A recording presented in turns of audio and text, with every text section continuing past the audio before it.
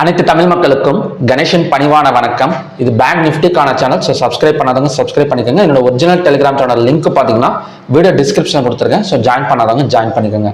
So வாங்க friends, நீங்கள் market பற்றி டிஸ்கஸ் பண்ணலாம். 2 நாள் ஒரு அரசியல் அலை அப்படின்னு சொல்லலாம். ஸோ எலெக்ஷன் ரிசல்ட்ஸ் வேவ் பார்த்தீங்கன்னா ஒரு 2 நாள் வந்து நல்ல ஒரு பெரிய ஃபால் ஆணுச்சு. ஒரு 3 நாள் பார்த்தீங்கன்னா ஃபர்ஸ்ட் நாள் வந்து பார்த்தீங்கன்னா ஒரு கேப் அப்பில் ஓப்பன் ஆணுச்சு. ஸோ அடுத்தது பார்த்தீங்கன்னா ஒரு பெரிய ஃபால், அப்புறம் ஒரு ரெக்கவரி. ஸோ நேற்றே சொல்லியிருந்தா மார்க்கெட் வந்து ஒரு 49,974க்கு மேலே, அதாவது எந்த இடம்னு பார்த்தீங்கன்னா உங்களுக்கு காட்டுறேன் பாருங்க.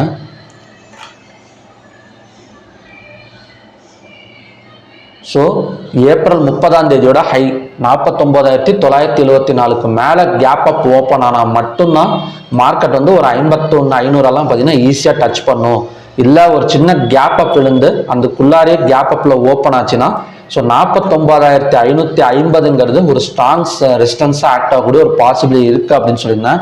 ஸோ எக்ஸாக்டாக உங்களுக்கு தெரியும்னு நினைக்கிறேன். ஸோ சார்ட்டில் 1 டே கேண்டில் பார்த்தீங்கன்னா தெரியும் 49,672 போயிட்டு ஸோ மார்க்கெட் அங்கேருந்து ஃபால் ஆயிருக்கு. ஸோ 15 மினிட்ஸில் பார்த்தோன்னா தெரியும். ஸோ கண்டிஷனும் சொல்லியிருந்தேன். ஸோ இந்த மாதிரி இந்த வேல்யூஸுக்கு உள்ளார ஒரு கேப் அப் விழுந்துச்சு அப்படின்னா ஸோ விட்டுருங்க. 2 ரெட் கலர் கேண்டில் ஃபார்ம் ஆனதுக்கு அப்புறம் நம்ம வந்து ஒரு புட் ஆப்ஷன் சைடு போகலான்னு சொல்லியிருந்தேன். ஸோ எக்ஸாக்டாக பார்த்தீங்கன்னா 2 ரெட் கலர் கேண்டில் ஃபார்ம் ஆனதுக்கப்புறம் ஸோ மார்க்கெட் அங்கேருந்து பார்த்தீங்கன்னா ஃபால் ஆயிருக்கு. கிட்டத்தட்ட 69,600லேருந்து ஸோ 68,900 ஒரு 700 பாயிண்ட்ஸ் பக்கம் மார்க்கெட் அங்கேருந்து வந்து ஃபால் ஆயிருக்கு. ஸோ இந்த ரெசிஸ்டன்ஸ் வந்து தொடர்ந்து வந்து மார்க்கெட்டை ரெசிஸ்ட் பண்ணுமா, இல்லைனா மார்க்கெட்டை வந்து இல்லைனா இந்த ரெசிஸ்டன்ஸ் உடச்சிட்டு மேலே போகுமா அப்படின்னு கேட்டிங்கன்னா ஸோ 1 டே கேண்டில் ஒரு ரெட் கலர் கேண்டில் தான் ஃபார்ம் ஆயிருக்கு. ஸோ இன்னைக்கு மார்க்கெட் வந்து ஒரு புட் ஆப்ஷன் கால் ஆப்ஷன், அதாவது பையர்ஸ் அண்ட் செல்லர்ஸ் 2 பேருக்குமே பார்த்தீங்கன்னா ஒரு ஆப்பர்ச்சுனிட்டிஸ் கொடுத்த மாதிரி தான் இருக்கு. ஸோ மறுபடியும் பார்த்தீங்கன்னா இந்த ஒரு ரெசிஸ்டன்ஸை பிரேக் பண்ணிடுச்சு அப்படின்னா, for example in May 27 high வந்து பார்த்தீங்கன்னா 49,688. அதே மாதிரி ஜூன் 6ஆம் தேதி இன்னைக்கு ஹை வந்து பார்த்தீங்கன்னா 49,672. கிட்டத்தட்ட 49,700க்கு மேலே 49,688க்கு மேலே இன்னொரு கேப் அப் விழுந்துச்சு அப்படின்னா ஸோ அடுத்த டார்கெட் வந்து பார்த்தீங்கன்னா கண்டிப்பாக ஒரு 50,100 வரைக்கும், அதாவது இதை ரெசிஸ்ட் பண்ணணும். 49,900 வரைக்கும் போயிட்டு கூட கீழே இறங்கலாம். ஆனால் 50,000 தொட்டுடும். 50,000 வந்து அடுத்த டார்கெட்டாக வந்து இருக்கலாம். அப்படி இல்லாமல் மார்க்கெட் ஏதாவது ஒரு ஃபிளாட் ஓப்பனிங் மாதிரி நடந்துச்சு அப்படின்னா ஸோ இந்த 49,650 பார்த்தீங்கன்னா மறுபடியுமே பார்த்தீங்கன்னா மார்க்கெட்டை கீழே தள்ளி விட தான் பார்க்கும். ஸோ பார்க்கலாம் நாளைக்கு எந்த மாதிரி வந்து நடக்குது அப்படின்னு.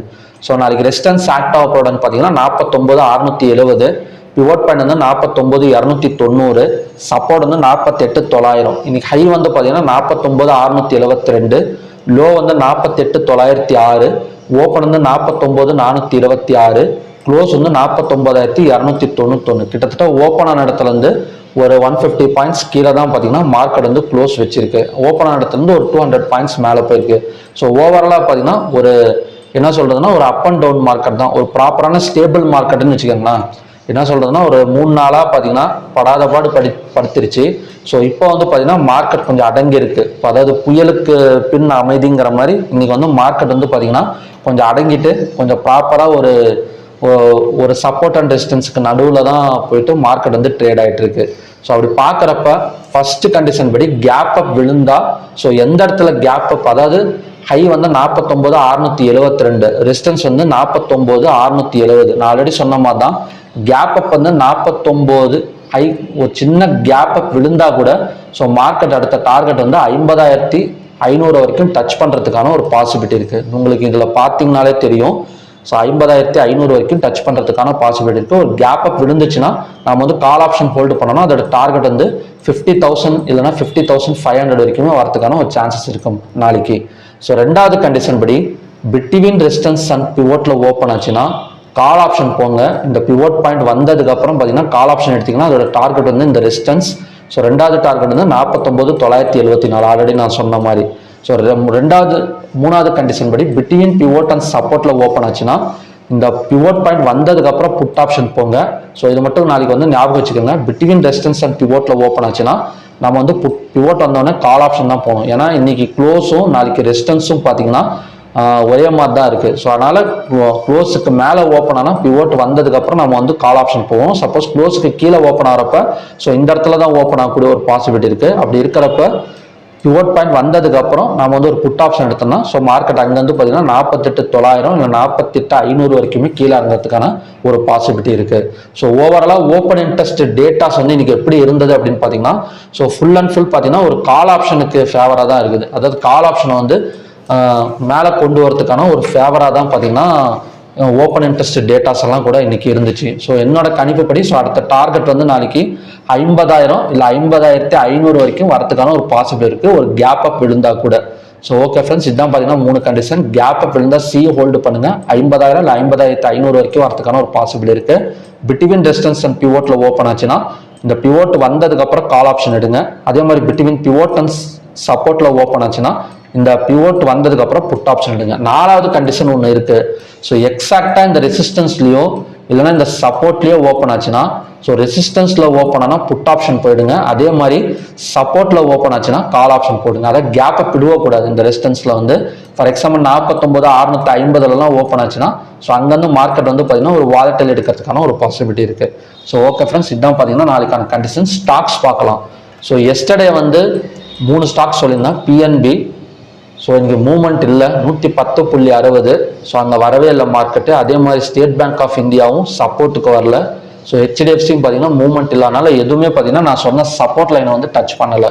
ஸோ நாளைக்கு வந்து எந்த மாதிரி பேங்க்ஸை வந்து நாம் வந்து போர்ட்ஃபோலியோவில் வச்சு ட்ரை பண்ணலாம் அப்படின்னு பார்த்தீங்கன்னா ஃபர்ஸ்ட் நான் ரெஃபர் பண்ணுறது ஏயு பேங்க். ஸோ ஏயு பேங்க்ல இது வரைக்கும் ரெசிஸ்டன்ஸாக ஆக்ட் ஆகிட்டு இருந்த இடம் பார்த்தீங்கன்னா 654.55. ஸோ அது வந்து பிரேக் அவுட் பண்ணிட்டு மார்க்கெட் மேலே போயிருக்கு. ஸோ அதனால் அந்த இடம் மறுபடியும் பார்த்தீங்கன்னா சப்போர்ட்டாக ஒர்க் ஆகக்கூடிய ஒரு பாசிபிலிட்டி இருக்குது. ஸோ அதை க்ரீனாக மாற்றிடலாம். 654.55ங்கிறது சப்போர்ட் லெவல் அது. ஸோ அந்த இடம் வந்தால் பை பண்ணிங்கன்னா டார்கெட் வந்து 660, 70 வரைக்குமே வரதுக்கான ஒரு பாசிபிலிட்டி இருக்குது ஏயு பேங்க்கில். ஸோ 2வது ஆக்சிஸ் பேங்க். ஸோ ஆக்சிஸ் பேங்க்கும் அதே மாதிரி தான் ஒரு ரெசிஸ்டன்ஸாக இருந்த இடம் பிரேக் அவுட் பண்ணிட்டு மேலே வந்திருக்கு. அந்த எந்த இடம்னா 1155. ஸோ அந்த இடம் வந்தால் பை பண்ணோம்னா டார்கெட் வந்து 1170, 80 வரைக்குமே வரதுக்கான ஒரு பாசிபிலிட்டி இருக்குது. ஸோ 3வது ஐசிஐசி பேங்க். ஸோ ஐசிஐசி பேங்க்ல சப்போர்ட் வந்து 1102. சப்போஸ் இது கேப், அதாவது இன்னைக்கு லோவை தாண்டி மார்க்கெட் கேப் டவுன் விழுந்துச்சுன்னா ஐசிஐசியில் ஸோ அடுத்த டார்கெட் வந்து 1051 வரைக்குமே வரதுக்கான ஒரு பாசிபிலிட்டி இருக்குது. இல்லைன்னா ஒரு அதாவது ஹையை கட் பண்ணால் பை போங்க, லோவை கட் பண்ணால் செல் போங்க. ஸோ இன்னைக்கு ஹை அண்ட் லோ வந்து பார்த்தீங்கன்னா ஹை வந்து 1119. ஸோ அதை கட் பண்ணிடுச்சுன்னா பை எடுக்கலாம். அதே மாதிரி லோ வந்து 1097, அதை கட் பண்ணிச்சுன்னா மார்க்கெட் வந்து செல் எடுக்கலாம். ஸோ ஐசிஐசி பேங்க்ல இந்த மாதிரி தான் ஃபார்ம் ஆயிருக்கு. ஸோ 3 பேங்க் தான். ஒன்று வந்து ஏயு பேங்க் 654.55. 2வது பார்த்தீங்கன்னா ஆக்சிஸ் பேங்க் 1155. 3வது வந்து பார்த்தீங்கன்னா ICICI bank 1102. So okay friends, இதுதான் பார்த்தீங்கன்னா நாளைக்கான 3 பேங்க்ஸ் நம்ம வந்து போர்ட்ஃபோலியோவில் வச்சு டே ட்ரேடிங் பண்ணுறதுக்கு. ஸோ பார்க்கலாம் ஒரு 2 நாள் எப்படி போகிறதுன்னு தெரியல மார்க்கெட்டு. ஆனால் இன்னைக்கு வந்து ப்ராப்பரான மார்க்கெட்டில் வந்து கம்ப்ளீட் ஆயிருக்கு. நார்மலுக்கு வந்துருச்சு இப்போதைக்கு மார்க்கெட்டு. ஸோ நாளைக்கும் கொஞ்சம் நார்மல் கொண்டு வந்துட்டாங்கன்னா அப்புறம் நெக்ஸ்ட் வீக்கில் வந்து கொஞ்சம் ப்ராப்பராக நார்மலுக்கு போயிடும். இந்த நார்மலுக்கு போகிறப்ப அதாவது இந்த அளவுக்கு ஸ்பீடு இருக்காது நார்மலில் போகிறப்ப. ஸோ கண்டிப்பாக மறுபடியும் நான் லாங் டேர்ம் டார்கெட் வந்து எது வச்சுருக்கேன்னா 51,500 வச்சுருக்கேன். ஸோ லாங் டேர்ம் டார்கெட்டை வந்து அதாவது 50,500 இல்லை 51,500 லாங் டேர்ம் டார்கெட். ஸோ அந்த இடம் வந்துச்சு, அந்த இடம் வரத்துக்கு ஸோ கண்டிப்பாக பார்த்தீங்கன்னா ஒரு 5 to 10 ட்ரேடிங் டேஸ் இல்லைனா அதுக்கு மேலே கூட எடுக்கிறதுக்கான ஒரு பாசிபிலிட்டி இருக்குது. ஆல்ரெடி பார்த்தீங்கன்னா இந்த சேனலில் பார்த்தாலே தெரியும். இந்த சேனலில் பார்த்தீங்கன்னா இந்த டவுனில் டச் பண்ணிவிட்டு ஒரு 25 ட்ரேடிங் டேஸ் கழிச்சு தான் இந்த இடம் வந்திருக்கு. ஸோ அந்த மாதிரி நடக்கிறதுக்கான ஒரு பாசிபிலிட்டி இருக்குது. ஸோ ஓகே ஃப்ரெண்ட்ஸ், பார்க்கலாம் நாளைக்கு எந்த மாதிரி வந்து மூவ் ஆகுது அப்படின்னு. ஸோ என்னோட டார்கெட் நாளைக்கு வந்து பார்த்தீங்கன்னா ஒரு 50,000 இல்லைனா ஒரு 50,500 வரைக்கும் வரதுக்கான ஒரு பாசிபிலிட்டி இருக்குது. ஸோ ஓகே ஃப்ரெண்ட்ஸ், மறுபடியும் பார்த்தீங்கன்னா ஒரு நல்ல ப்ரிடிக்ஷனோட நான் வந்து உங்களை மீட் பண்ணுறேன். நன்றி, வணக்கம்.